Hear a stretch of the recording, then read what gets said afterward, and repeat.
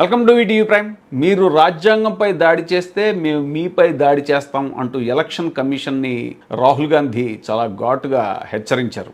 బెంగళూరులో ఓట్ అధికార్ ర్యాలీలో పాల్గొన్నటువంటి Rahul Gandhi EC election commission బీజేపీకి ఏజెంట్గా వ్యవహరిస్తోంది అని అన్నారు. దేశంలో ముమ్మాటికి ఓట్ల చౌర్యం జరిగిందని చెప్పారు. తాను గణాంకాలు విడుదల చేసిన తర్వాత ఈసీ సంబంధిత వెబ్సైట్ను మూసేసింది అన్నారు. ఇది రాజ్యాంగ విరుద్ధం అన్నారు.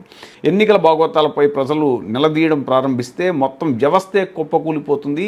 ఈ విషయం ఈసీకి కూడా తెలుసు అన్నారు. తాను చేసిన ఆరోపణలు నిజమని రాజ్యాంగం మీద ప్రమాణం చేశాను, మళ్ళీ ఈసీ ఎదుట ప్రమాణం చేయాలా అని నిలదీశారు ఈసీని. ఓటర్ల జాబితాలను డిజిటల్ మెషిన్ రీడబుల్ ఫార్మాట్లో ఎలక్షన్ కమిషన్ ప్రజలకు ఎందుకు ఇవ్వడం లేదు అని రాహుల్ గాంధీ అడిగారు.